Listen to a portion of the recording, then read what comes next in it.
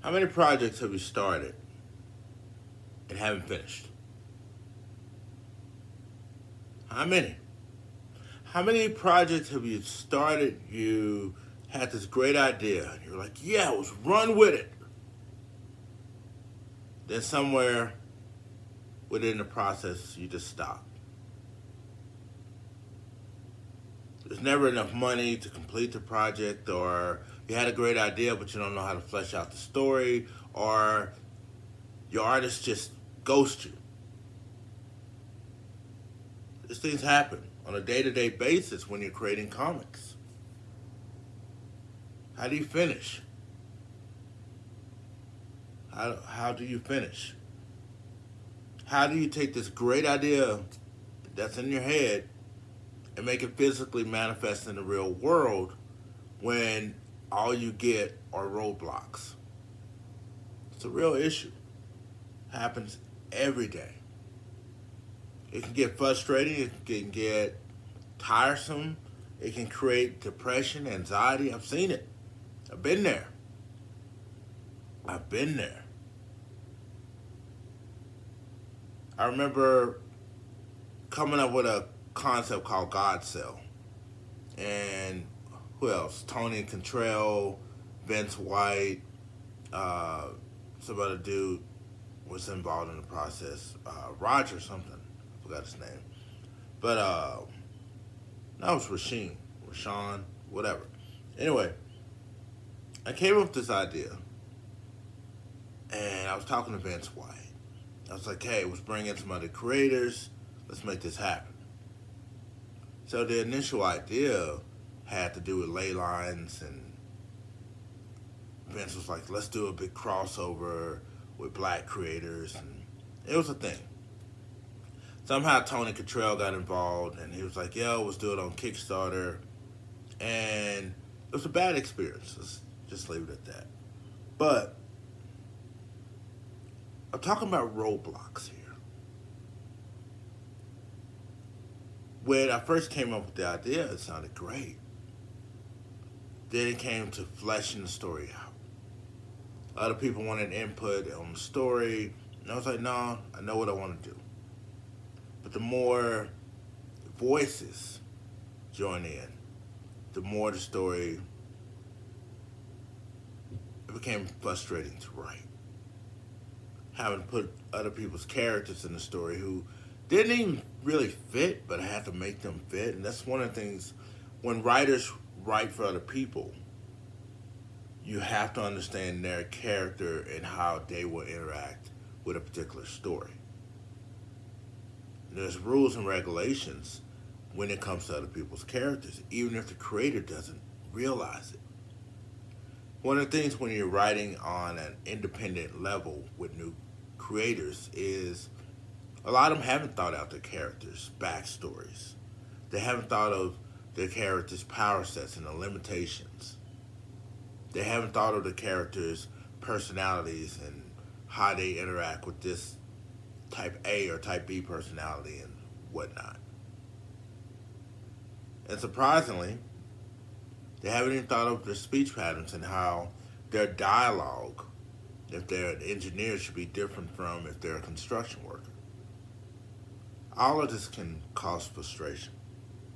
Now, I'm bringing this God Cell story up only because I just want to illustrate how even if you're not working alone, it can be a frustrating experience, getting that initial idea out of your head onto paper, scripting it, getting input, and then waiting on the artist to deliver, which is another frustrating thing when it comes to making comics. Because ideally, in a perfect situation, an artist you'll give them the script, they'll do some rough layouts, they'll send you the rough layouts for approval before they actually start penciling the book. Then once they do the pencils, you get those roughs in, you approve those, then they go into the inking phase, then coloring, etc. That doesn't always happen. Some artists, they'll get the script, they will hand you a completed inked and penciled and inked page, and you're like, wait a minute, you forgot this, you forgot that, or the sequence is off, whatever the case may be. Now the artist is mad because they don't want to redraw this. They don't want to redraw the page, and you're like, hey, I'm paying you money. I need you to redraw this. And some artists, I've heard horror stories, they'll just be like, well, fuck you, fuck your money, I'm out. Now you're 6 pages into a story that you paid for. Now you got to search for a new artist. How do you finish this project? How do you finish this project? And it's expensive. Some artists, you might get them on the cheap, $50 a page. Some charge $75. Some charge $100 or more for pencils and ink. So you're 6 pages into this project. Artist is ghost. They're gone. You have to hopefully either find an artist that matches this artist's style, and hopefully it works out, or start over again. So you're already in the red. When people ask, well, what happened to this project? You hyped it up. You're like, hey, I'm going hard. I'm going to make this comic book. That's one of the things that happen. It's one of the things that happens. And it's frustrating. It's time consuming. Soaks up a lot of money. Soaks up a lot of money. But these things happen. How do you move forward? That's what this video is about. And the example I gave about God Cell, where, it was my idea, my story. But, when I approached Vince White, he was like, yo, let's open this up to everybody. And so then you had Tony Cottrell, you had Rashawn, their input, or their characters involved. It stopped being fun. It stopped being fun because now I was faced, when I was a baby writer at the time, I had all these voices in my head. Luckily, the story ended up being a decent story, but it wasn't my story. It wasn't my story. We decided not to do a second issue after some issues with Kickstarter. I'm not going to get into that. But it was a frustrating experience for a new baby writer in the industry. But we learn from these experiences. And that's how we move forward. We learn from these experiences. And we go. We go. I see a lot of people are like, oh, I don't want to write for a comic book company. I just want to do my own thing. That's cool and all, but you're never going to go to that next level unless you challenge yourself to have these experiences and be in a writer's room or write for this company's flagship character or this company's character. The struggle is real. And again, how do you go from having this amazing idea, and just finishing the project when you have all these hurdles, whether it's creatively or financially, flaky artists, whatever the case may be? Where's the motivation when you are $1,000 in the hole trying to get this comic book done and the artist flakes out? And you're like, damn, I've just been through 3 different artists and I still can't get this project done. I'm still on page 6. I'm still on page 4.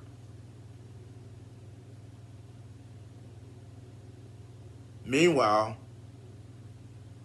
you got bills, your girlfriend or your wife's like, hey, why are you spending all this damn money for a damn comic book and it just isn't happening? How do you explain that? When you got rent due, electric bill due, car note due. But it's my dream.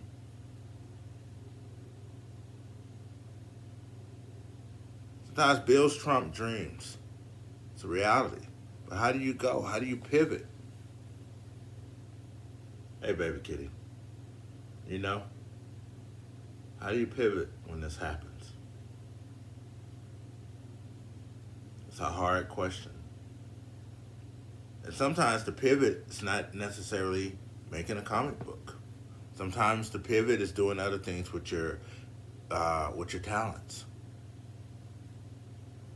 But some people are so dead set on, I gotta make this comic book. I gotta make this comic book. That's all they see. They're blinded. So stubbornness comes into play. I think once I realized, because I'm part of the independent film scene as well as comics, is that for the cost of an average comic, you can actually shoot your own independent film.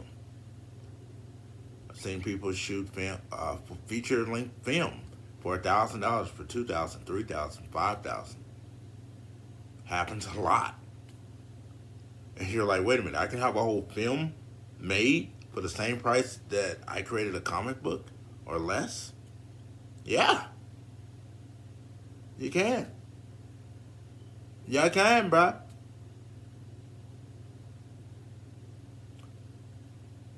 It's crazy to think about how much we sacrifice for our art. We sacrifice a lot. Time, money, investment, talent, all these things. Then we bring other people on board that ship with us.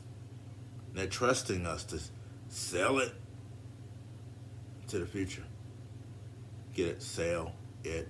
Because eventually you got to sell this thing, right? But I kind of look at these roadblocks, these creative or financial roadblocks, as a form of limiting beliefs. Because some people, they've started so many projects that have never physically manifested that they believe it's really not going to happen. They believe it's really not going to happen for them. You can give them every pep talk in the world. You can do it. You got talent. All this and that. But after a certain number of setbacks, they come to the conclusion it's not meant for them. It's not about the pivot. It's about what's in here. What's in here at this point. You pivot after one or two setbacks and you try to rebound. Or you completed these projects and they didn't sell. That's where the pivot comes in to reality, really, is when you realize, hey, creating something and selling something are totally different things. The other type of pivot I mentioned earlier was when you just kind of realize, you know what? Maybe it's not meant for me to do this. But that's only when you put everything into it and you're not succumbing to those limiting beliefs. Did you really try? That's the question. Did you really try to make this project reality? It's crazy. But I still don't think we really dived into how to get over these hurdles. Let's start with the creative end. We have what we call limiting beliefs. These are the things in the back of our head that aren't always factual. It's just our perception of reality and events that we hold on to and we believe is true. We hold on to these things. I'm not a good enough writer. I'm not a good enough artist. I'm not a good enough creator. Because we're busy comparing our talents to all these other people. I've seen people go to comic book conventions with stick figure drawings and make a shit ton of money. Then put it up on Indiegogo or Kickstarter, make a shit ton of money.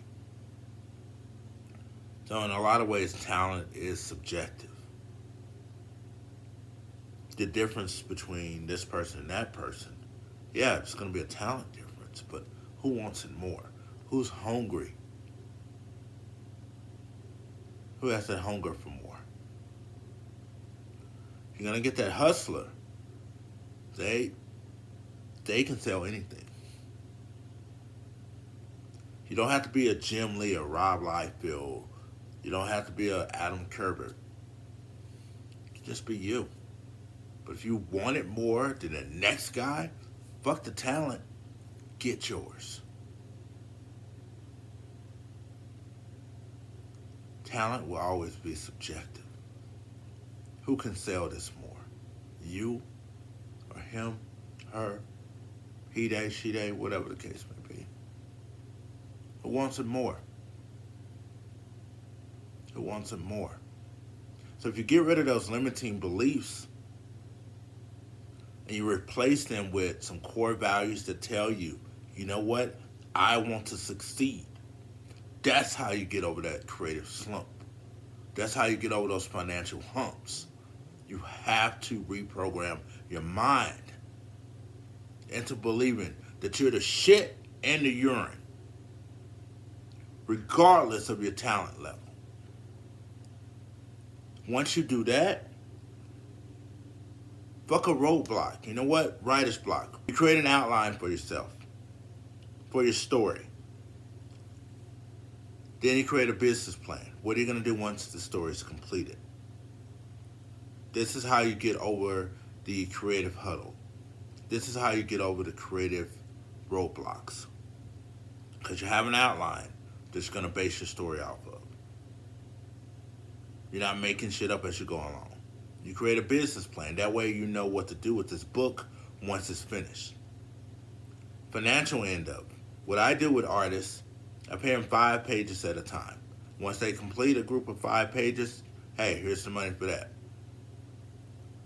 I make sure they send me those rough layouts, rough pencils, etc. You have to oversee your project. Now just write a script, hand it to the artist, and hope for the best. If they're not meeting their deadlines, then yes, please set deadlines. Don't be afraid to pivot and get another artist. You hire artist A, have artist B in the back of your mind.